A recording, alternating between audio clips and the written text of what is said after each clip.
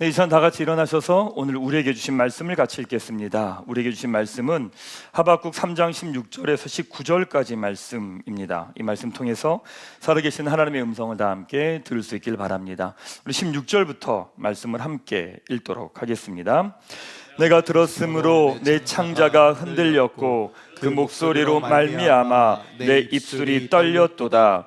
무리가 우리를 치러 올라오는 환난 날을 내가 기다림으로 썩이는 것이 내 뼈에 들어왔으며 내 몸은 내 처소에서 떨리는도다.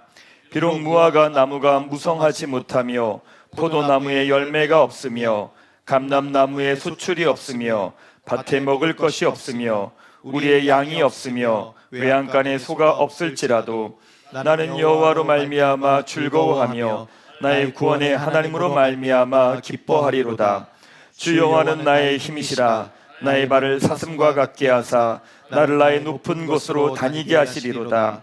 이 노래는 지휘하는 사람을 위하여 내 수금에 맞춘 것이니라. 아멘. 네, 그 자리에 앉으시기 바랍니다. 가슴에 손을 대고 제가 하는 선포 따라하겠습니다. 나는 모든 신령한 복을 가졌습니다. 나는 거룩하고 흠이 없는 존재입니다. 나는 만물을 다스리는 권세를 가졌습니다. 그것을 누리며 살아갈 것입니다. 아멘. 네, 감사합니다. 최근에 인기를 끌고 있는 참교육이라고 하는 웹툰을 원작으로 한 드라마가 있습니다. 그 드라마의 내용을 보면 그러한 방식이 아니고는 교육이 이루어질 수 없는 현실을 너무나 현실적으로 리얼하게 보여주고 있는 드라마이기도 합니다. 근데 그 드라마를 보면서 책 한 권이 떠올랐습니다. 그것이 무엇이냐면 어떤 책이냐면 AI 시대 교회학교가 답이다 라고 하는 놀라운 책이 계속 떠올랐습니다. 다르게 교육할 수 있는 방법이 정말 없구나 이런 생각을 되게 많이 하게 됐습니다. 그 드라마의 주인공은 교육부 장관 역할을 하는 최강석이라는 사람과 그리고 교권, 보국, 감독관으로 나오는 나하와진이라는 사람입니다. 두 사람을 중심으로 교육 현장이 회복되어지는 내용이 거기에 나옵니다. 그 두 사람이 교육 현장의 회복을 위해서 뛰어들게 된 계기가 있는데 그것이 무엇이냐면 최강석의 딸, 그 다음에 나와진의 약혼녀였던 그 최지선 선생님이 학생의 칼로 찔려 죽는 사건이 일어납니다. 그 사건으로 인해서 그 아버지와 그 다음에 약혼자는 교육 현장의 회복을 위해서 뛰어들게 되지요. 어떻게 보면 그 드라마는 그 교육 현장의 회복을 위해서 뛰어든 건 자신들의 선택과 결정이었다기보다는 그 상황과 현실에 어쩔 수 없이 그 현장으로 뛰어들 수밖에 없었던 상황이었기도 한 겁니다. 6월 7월은 최고의 예배자라고 하는 주제를 가지고 함께 말씀을 같이 나누고 있습니다. 근데 근본적으로 인간은 예배 드리는 걸 싫어합니다. 인간은 예배 드리고 싶어 하지 않습니다. 왜냐하면 하나님께 예배 드린다는 것은 무엇이냐면 결국 내가 실패했다라고 하는 의미이기 때문에 그렇습니다. 그래서 신앙이 없는 분들은 교회 다니는 분들을 보면서 그런 이야기하죠. 왜 이렇게 나약하게 저기서 울고 있냐고, 왜 나약하게 질질 짜고 거기서 저러고 있냐고, 이제 이런 이야기를 하는 이유도 거기에 있습니다. 돌아보면 우리가 그렇습니다. 우리가 하나님께 나아갈 때는요 언제나 깨어지고 무너지고 실패했을 때 하나님께 나아갑니다. 그러니까 돌아보면 좀 좋을 때, 잘 될 때, 성공했을 때, 그럴 때 하나님께 나아가면 좋잖아요. 근데 그렇지 않더라고요. 근데 그게 인간이기도 한 겁니다. 신앙이 없는 분들이 교회에 나갈 때는 내적으로나 외적으로 여러 가지 어려움과 갈등과 고민이 있을 때 하나님 앞에 나아갑니다. 그 신앙이 있는 분들도 고난과 어려움이 있을 때 비로소 신앙이 그 다음 단계로 성장해 가는 것을 볼 수 있습니다. 이런 거죠. 하나님을 찾을 수밖에 없는 거예요. 하나님을 예배할 수밖에 없는 겁니다. 그러면서 예배자가 되어 가는 거죠. 엄밀히 말하면 우리는 예배자가 되고 싶은 사람들이 아닙니다. 그런데 하나님이 우리를 예배자로 몰아가시는 겁니다. 나에게 답이 없을 때 우리는 하나님을 찾을 수밖에 없거든요. 그 하나님께 나아갈 수밖에 없거든요. 그 하나님께 부르짖을 수밖에 없거든요. 그래서 고난을 겪으면 겪을수록 그 사람은 단단한 예배자가 돼가고 세상이 감당할 수 없는 믿음의 사람으로 서게 됩니다. 제가 한 가지 예언을 해드릴까요? 여러분들은 최고의 예배자가 될 겁니다. 이걸 아멘을 해야 되는 건지, 이게 지금 여러분들은요, 우리 모두는요 예배자가 될 겁니다. 하나님 여러분들이 막 몰아가셔서 그 주님 앞에 서는 딱 그날 우리 모두는 다 최고의 예배자로 서 있을 겁니다. 이제 옆에 있는 분에게 이렇게 믿음으로 선포하십시다. 당신은 최고의 예배자입니다. 자, 이번 주는 최고의 예배자 두 번째로 하박국에 대해서 조금 나누려고 합니다. 하박국 선지자는 북이스라엘이 멸망하고 난 다음에 남유다 역시도 도덕적으로 영적으로 타락을 하게 됩니다.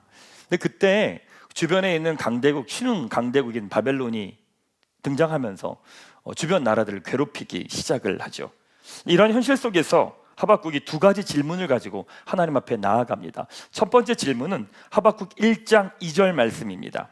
1장 2절 말씀 같이 한번 읽도록 하겠습니다. 여호와여, 내가 부르짖어도 주께서 듣지 아니하시니 어느 때까지리이까? 내가 강포로 말미암아 외쳐도 주께서 구원하지 아니하시나이다. 하박국 이런 질문이 있습니다. 하나님, 이 세상이 이렇게 엉망인데 왜 그냥 두십니까? 이렇게 세상이 개판인데 왜 하나님 이 세상을 그대로 두십니까? 라고 하는 질문을 합니다. 두 번째 질문은 1장 17절 말씀입니다. 같이 한번 읽도록 하겠습니다. 그가 그물을 떨고는 계속하여 여러 나라를 무자비하게 멸망시키는 것이 옳으니까. 그래도 그렇지 어떻게 악한 자를 도구로 사용하실 수 있습니까? 라고 하는 질문을 합니다.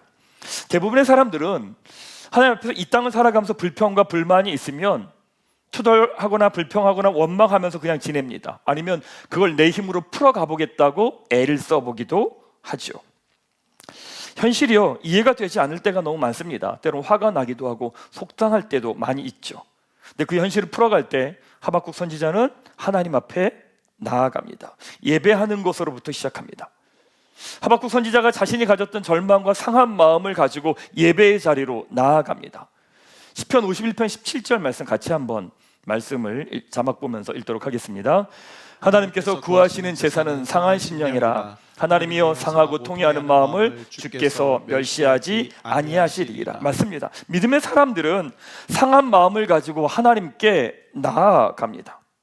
근데 하나님이 그 상한 마음을 가지고 나온 예배를 기뻐하고 최고의 예배라고 말씀하십니다.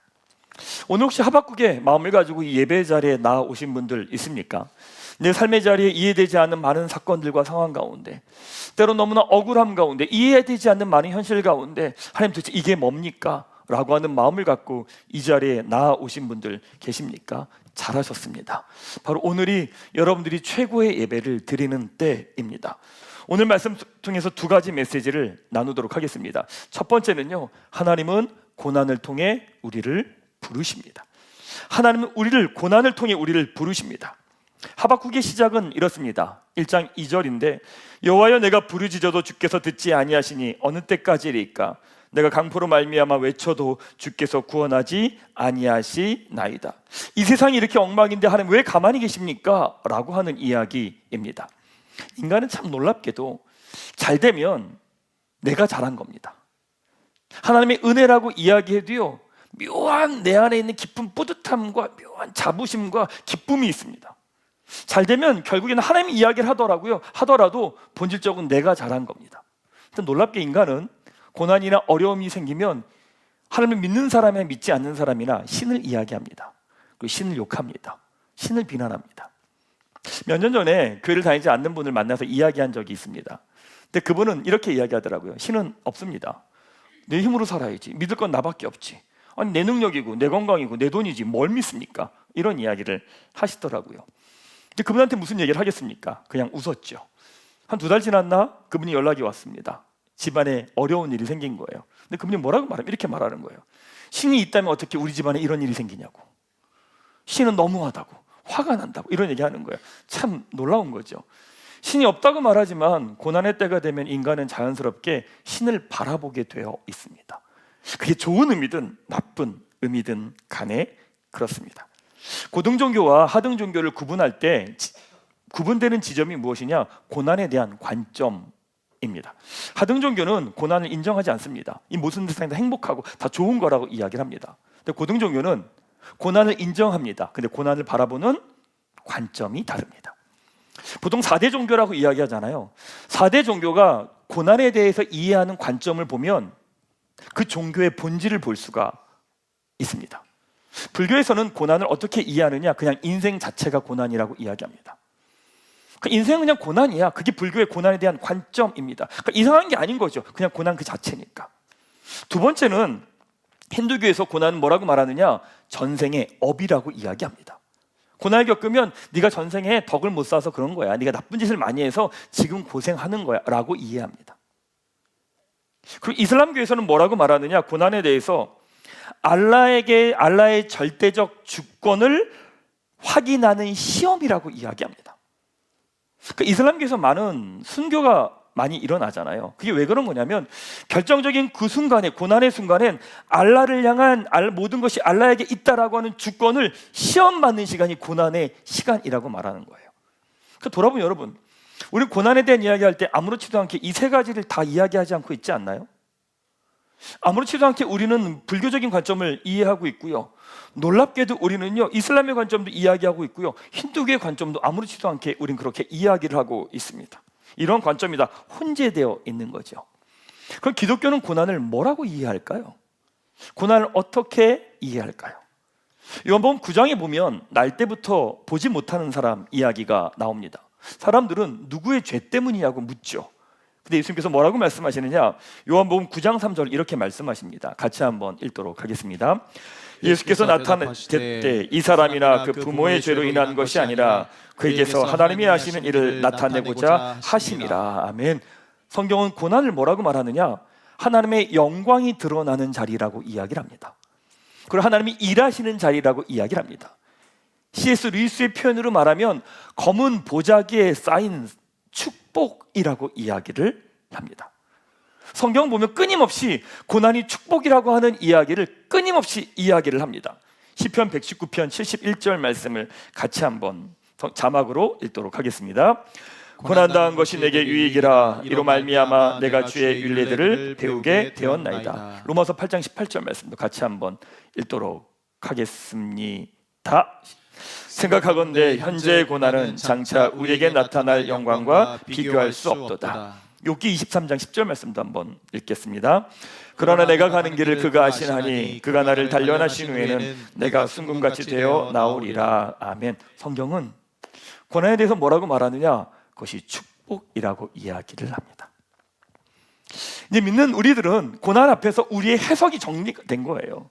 우리는 불교적인 관점도 아니고 이슬람도 아니고 힌두교의 관점도 아니라 우리는요 성경의 관점을 가지고 고난을 대합니다. 고난을 뭐라고 말하느냐? 축복이라고 이야기합니다. 놀랍게도 최근에 연예인보다 더 큰 인기를 끌고 있는 사람이 존슨 황이라고 하는 사람이더라고요.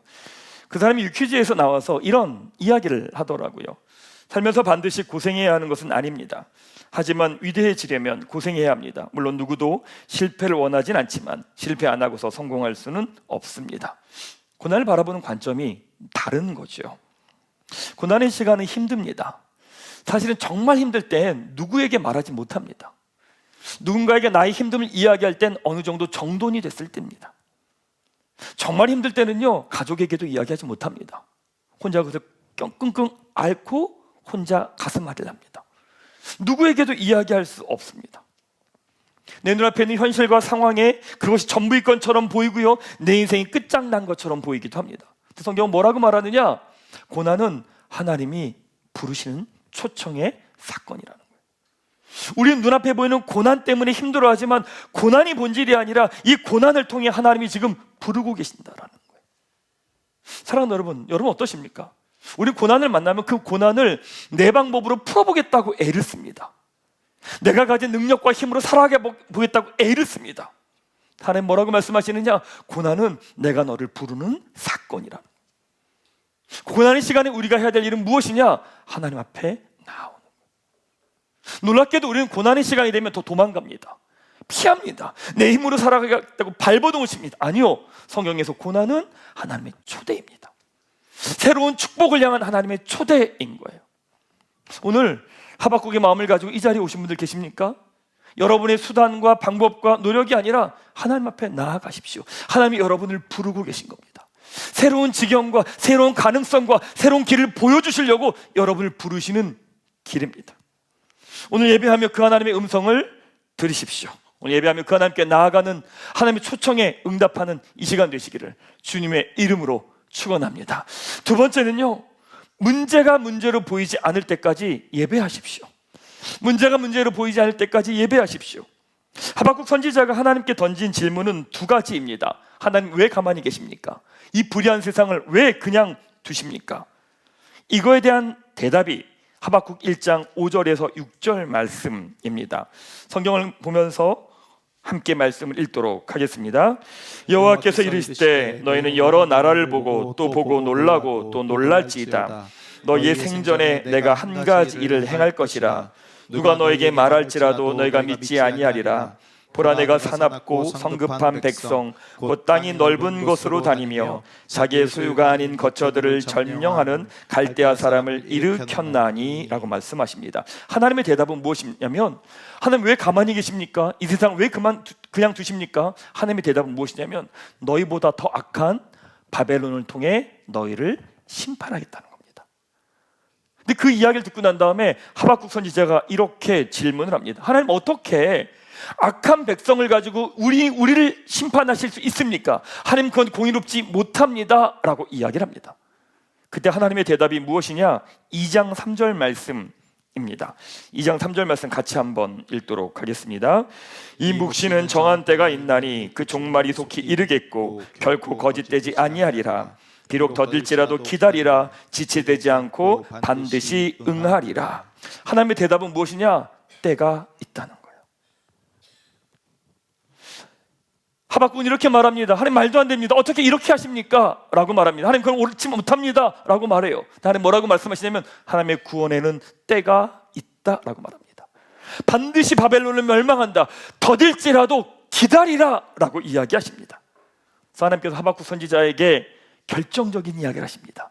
4절 말씀 같이 한번 읽도록 하겠습니다. 보라, 그의 마음은 교만하며 그 속에서 정직하지 못하나 의인은 그의 믿음으로 말미암아 살리라. 바벨론은 교만하다고 이야기하십니다. 교만은 뭐냐면 히브리어로 부풀어 있다는 뜻입니다. 이 상황을 내가 해결할 수 있다, 내가 능력이 있다, 나에게 힘이 있다, 이걸 성경은 뭐라고 말하냐면 그걸 교만이라고 이야기를 합니다. 근데 뭐라고 말하느냐? 교만하며 그 속에 정직하지 못하다, 하나님 앞에서 바르지 못하다고 이야기하는 겁니다. 그러기에 바벨론은 반드시 멸망할 거라는 거죠. 하나님 뭐라고 말씀하시냐? 이렇게 말씀합니다. 의인은 믿음으로 말미암아 산다고 이야기합니다. 의인이라고 하는 말은 어떤 의미냐면, 나에게 가능성이 없고 소망이 없기 때문에 하나님을 전적으로 의지하는 사람, 이걸 의인이라고 말하는 거예요. 의인은 죄가 없는 사람을 말하는 것이 아니라, 나에게 소망이 없고 답이 없기 때문에 하나님만을 전적으로 의지하는 사람, 이걸 의인이라고 말합니다. 근데 의인은 어떻게 사느냐? 믿음으로 산다고 이야기를 합니다. 히브리어에서 믿음이라는 말의 의미가 어떤 뜻이냐? 버티다, 견디다라고 하는 뜻입니다. 믿음은 명사가 아니라 동사입니다. 하나님의 약속을 붙들고 그 자리에 견디며 버티는 것, 그걸 뭐라고 말하느냐? 믿음이라고 이야기를 합니다. 그래서 하나님께서 이렇게 말씀하시죠. 2장 20절 말씀 한번 보겠습니다. 2장 20절 말씀 같이 한번 읽겠습니다. 오직 여호와는 그 성전에 계시니 온 땅은 그 앞에서 잠잠할지니라 하시니라. 바로 이것이 예배입니다. 예배는 나의 질문으로부터 시작합니다. 하나님, 어떻게 이럴 수 있습니까? 어떻게 말이 됩니까? 라고 나의 이야기로부터 시작되는 게 예배이기도 합니다. 놀라운 것은 무엇이냐? 예배는 하나님이 어떤 분이신지가 선포되는 자리가 바로 예배입니다. 하박국이 질문하죠. 하나님 뭐라고 말씀하냐? 이렇게 말합니다. 다 때가 있다. 이 모든 사건은 내가 다스리고 있다. 이 모든 주권은 나에게 있다 라고 말씀하시는 거예요. 그러기에 뭐라고 말하느냐? 잠잠할지어다. 너에게 나오는 많은 이야기들을 잠잠하고 하나님이 하신 일을 보라고 이야기하는 겁니다. 우리는 예배할 때도 내 이야기가 너무 많아요. 예배할 때도 내 안에 소리가 너무 많아요. 예배는 나의 소리를 이야기하는 시간이 아니라 하나님을 바라보는 시간이며 하나님의 음성을 듣는 시간입니다. 사랑하는 여러분, 여러분이 고백하는 하나님은 어떤 하나님이십니까? 여러분 지금까지 살면서 여러분이 삶으로 경험한 하나님은 어떤 하나님이십니까? 여러분의 자녀에게 하나님 이런 분이야 라고 이야기 나눠줄 수 있는 하나님은 어떤 하나님이십니까? 내가 사랑하는 사람에게 하나님 이런 분이야, 하나님 이렇게 놀라운 분이야 라고 이야기해 줄 수 있는 하나님은 어떤 하나님이십니까?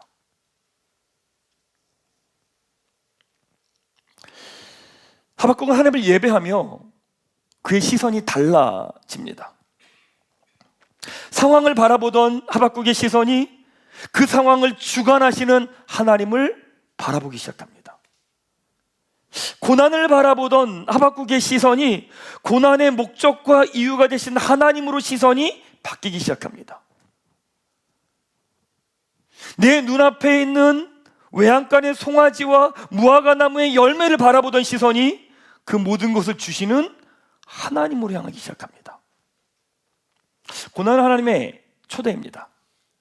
동시에 내가 무엇을 예배하는지를 보게 되는 것이 고난입니다. 고난은 내가 예배하는 대상이 흔들리기 때문에 내가 흔들리는 겁니다. 그게 고난입니다. 하나님께서 왜 우리에게 고난을 주실까? 내가 신뢰하는, 네가 신뢰하는 그 대상이 너의 인생을 책임져 주지 않는다라는 거예요. 사랑하는 여러분, 우리가 지금 어린아이부터 어르신들까지 지난 몇십 년의 시간들을 살아서 이 자리까지 오셨습니다. 그 사이에 얼마나 많은 일들이 있었습니까? 얼마나 많은 고난이 있었고 힘든 일이 있었습니까? 놀랍게도 근데 우리는 지금 이 자리에 살아있습니다. 그 말이 어떤 의미입니까? 내가 고난이라고 말한 그 고난이 내 인생을 결정하는 게 아니라는 거예요. 우리는 돈이 없으면 죽을 거라고 이야기합니다. 죽지 않습니다. 그걸 경험하는 게 고난의 시간입니다. 몸이 아프면 죽을 것 같죠. 내 인생이 끝날 것 같습니다. 근데 그것이 내 인생을 결정하는 게 아니라는 걸 배워가는 시간이 고난의 시간입니다. 고난의 시간을 지나간 사람에겐 어떤 게 있는 줄 아십니까? 여유가 있습니다. 왜냐하면 그 어떤 것도 내 인생을 결정하는 게 아니라는 걸 알기 때문입니다. 가끔씩 지내다 보면 교회에서도 마찬가지인데 되게 안정감을 주는 분들이 있잖아요. 안정감 주는 분들이 있습니다. 어떻게 저렇게 믿음이 좋을까? 어떻게 저렇게 굳건하게 지내실 수 있을까?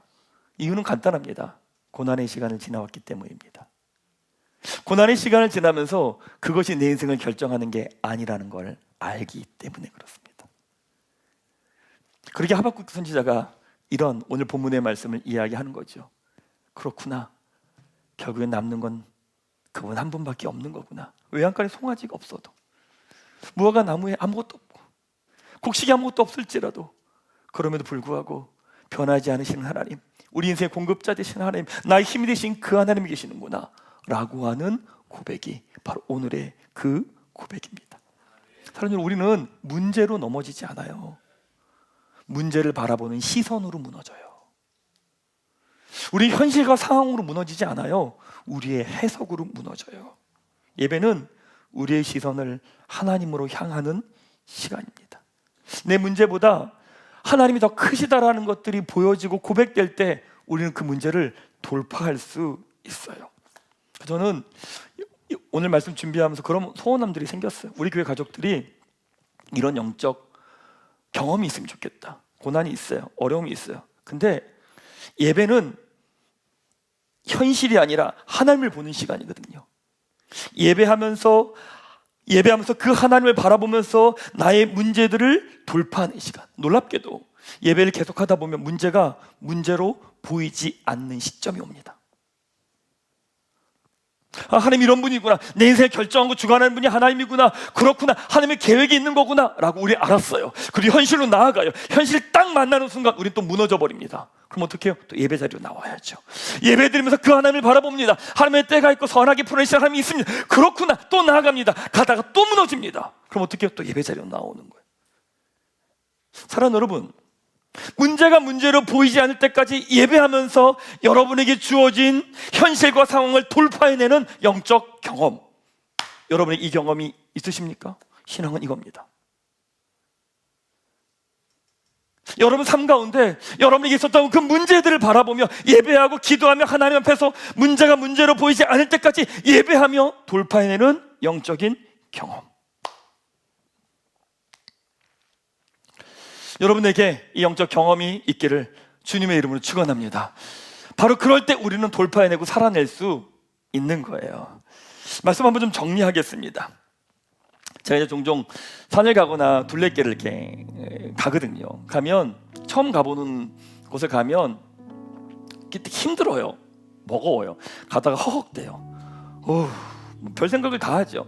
근데 제가 요즘에 이렇게 산을 걷거나 둘레길을 걸으면서 제가 제 생각을 보면서 하나 깨달은 게 하나 있어요. 그게 뭐냐면요, 되게 힘들거든요. 놀랍게도 제가요, 포기하겠다, 그만하겠다는 생각은 안 하더라고요. 돌아가야겠다 이런 생각 안 하더라고요. 어차피 돌아갈 수도 없고요. 도대체 왜 이런 생각을 하지? 생각해 봤더니 이거예요. 정상을 한번 맛본 사람은 포기하지 않아요. 끝을 가본 사람은요, 포기하지 않아요. 왜냐하면 거기에 감격과 기쁨이 있어요. 이게 로마서 말씀이에요. 현재의 고난은 장차의 영광이 비할 수 없도다. 사랑하는 여러분, 우리에게 믿음 생활 이렇게 한 걸음 한 걸음 걸어가잖아요. 고난의 때가 올 땐 제가 여러분들에게 하나님의 말씀을 전합니다. 고난은 하나님 여러분들을 부르시는 시간입니다. 그러면 고난의 시간에 계속 예배 자리 오십시오. 온라인이든 오프라인이든 예배 자리 오세요. 기도하고 예배하고 싶은데 우리 교회 예배 없어요. 다른 교회 가서 예배 드리세요. 그리고 그 시간을 내가 발버둥 치면서 버티고 견뎌내서 이겨내는 게 아니라 예배하면서 이 시간들을 한번 돌파해내 보세요. 그것들이 한번 경험되어지고 나고 그것도 한번 맛보기 시작하면요, 돌파할 수 있습니다. 살아낼 수 있습니다. 우리 교회 가족들 축복합니다. 여러분에게 있는 문제가 문제로 보이지 않을 때까지 예배하며 돌파하는 경험이 있길 바랍니다. 그때 더 풍성하게 하나님을 누리게 됩니다. 우리를 부르신 그 자리에 설 수 있는 거죠. 그렇게 나에게 어떤 상황이 주어지든 어떤 조건이 주어지든 어떤 것이 없더라도 어떤 것이 있더라도 그와 관계없이 하나님 한 분만을 예배할 수 있는 것, 그것이 우리 진짜 예배입니다. 우리가 죽고 난 다음에 천국에 가면 주님 앞에서 우리는 이 예배를 드릴 거예요. 어떤 이유도 없는 예배를 드릴 거예요. 그 하나님 한 분만으로 우리 전심으로 예배하며 기뻐하는 예배를 드릴 거예요. 근데 그걸 죽어서 거기서만 하는 게 아니라 여기서부터 하자고요. 여기서부터 전심으로 그 하나님을 예배하는 걸음들을 걸어가자고요. 무너질 수 있죠. 실패할 수 있죠. 그럴 수 있어요. 근데 그게 우리 인생의 끝은 아니에요. 왜? 우리 인생은 누구에게 달렸어요? 하나님께 달렸어요. 여러분의 자녀들의 인생 누구에게 달렸어요? 하나님께 달렸어요. 두려워하지 마십시오. 불안해하지 마십시오. 그 하나님이 우리의 하나님 되십니다. 이 하나님 향한 믿음의 고백을 가지고 한 걸음 한 걸음 믿음의 돌파를 하는 우리 교회 가족들 되시기를 주님의 이름으로 축원합니다. 우리 함께